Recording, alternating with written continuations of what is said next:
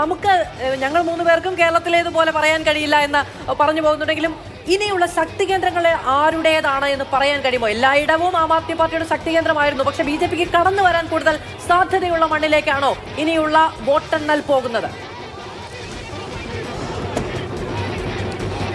മാധു, ഇപ്പോഴൊരു വിവരം വരുന്നത് അത് എത്രത്തോളം ഇതാണെന്ന് അറിയില്ല. പക്ഷേ ഒരു സൂചന ഇപ്പോൾ ഈ തെരഞ്ഞെടുപ്പ് രാഷ്ട്രീയ പാർട്ടികളുടെ ഭാഗത്തു നിന്ന് വന്ന ഇതുവരെ എണ്ണിയിട്ടുള്ള ബൂത്തുകൾ, അല്ലെങ്കിൽ ഈ എണ്ണി തീർന്ന സ്ഥലങ്ങൾ എന്നൊക്കെ പറയുന്നത് ആം ആദ്മി പാർട്ടിക്ക് ശക്തിയുള്ള ബൂത്തുകളിലൂടെയാണ് ഇപ്പോൾ ഇതുവരെയുള്ള എണ്ണൽ നടന്നത് എന്നുള്ളതാണ്.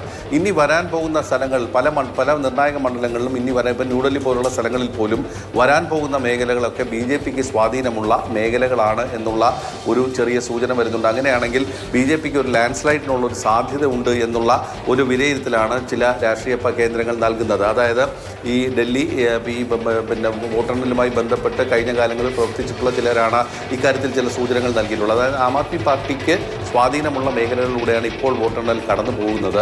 അതുകൊണ്ടാണ് ഈ തരത്തിൽ വലിയൊരു ടൈറ്റായിട്ട് കാണുന്നത്. ഇനി വരാൻ പോകുന്ന മേഖലകളിൽ BJP വലിയ സ്വാധീനമുള്ള സ്ഥലങ്ങളാണ് എന്നുള്ളതാണ്. അതായത് ഏതായാലും ഇതൊരു കോൺസ്റ്റൻ്റ് ആണ്, അല്ലെങ്കിൽ ഇതൊരു പിന്നെ വ്യക്തമായ ഒരു ട്രെൻഡ് തന്നെയാണ് എന്നുള്ളത് തന്നെയാണ്. BJP വളരെ കൃത്യമായ ഭൂരിപക്ഷത്തോടെ 27 കൊല്ലത്തിന് ശേഷം അധികാരത്തിലേക്ക് വരുന്നു എന്ന് തന്നെയാണ് അവർ പറയുന്നത്. ഈ പറഞ്ഞ പോലെ തന്നെ വനിതാ വോട്ടുകളുടെ ഷിഫ്റ്റിംഗ് വലിയ തോതിൽ ഉണ്ടായിട്ടുണ്ട് എന്നുള്ളത് തന്നെയാണ്. കോൺഗ്രസ് പ്രതീക്ഷിച്ച പോലെ ഉള്ളൊരു പ്രകടനം പല മണ്ഡലങ്ങളിലും കാഴ്ചവെക്കാൻ കഴിഞ്ഞിട്ടില്ല. നേരത്തെ നമ്മളൊരു സൂചന മാത്രമാണ് ഈ കൽക്കാജിയുടെ വോട്ട് വന്നിട്ടുള്ളത്.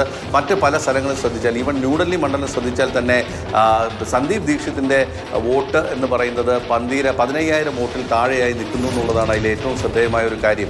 സന്ദീപ് ദീക്ഷിത്ത് വോട്ട് പിടിച്ച് പർവേഷ് വർമ്മ ജയിക്കുമെന്നുള്ളൊരു വിലയിരുത്തലാണ് ഉണ്ടായിരുന്നെങ്കിലും അങ്ങനെയല്ല കാര്യങ്ങൾ നടക്കുന്നത് എന്നുള്ളതാണ്. കോൺഗ്രസിൻ്റെ വോട്ട് അവിടെ വലിയ ശുഷ്കമായി തന്നെ നിൽക്കുന്നു. സന്ദീപ് ദീക്ഷിത്തിന് പോലും 15,000 കടക്കാൻ കഴിഞ്ഞിട്ടില്ല എന്നുള്ള ഒരു സൂചന വരുമ്പോൾ കോൺഗ്രസ് വളരെ ദയനീയമായ പ്രകടനമാണ് ഡൽഹിയിൽ വരുന്നത് എന്നുള്ളതാണ്.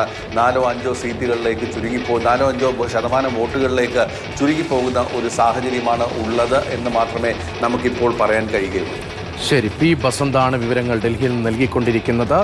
ഏറ്റവും ഒടുവിലത്തെ തെരഞ്ഞെടുപ്പ് കമ്മീഷന്റെ കണക്ക് പ്രകാരം 40 BJPക്ക് 40 സീറ്റ്, കേവല ഭൂരിപക്ഷത്തെക്കാൾ 4 സീറ്റുകൾ അധികം.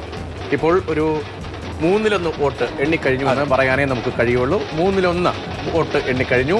16 ബൂത്തൊക്കെയുള്ള ഒരു മണ്ഡലത്തിൽ 4-5 ബൂത്ത് വരെ എണ്ണിയിട്ടുണ്ട് എന്നതാണ് തെരഞ്ഞെടുപ്പ് കമ്മീഷന്റെ ഒഫീഷ്യൽ കണക്കിലും ഉള്ളത്. അങ്ങനെ 1/3 വോട്ട് എണ്ണിക്കഴിയുമ്പോഴാണ് കേവല ഭൂരിപക്ഷത്തെക്കാൾ 4 സീറ്റ് കൂടുതൽ BJPക്ക് എന്ന സ്ഥിതിയുള്ളത്.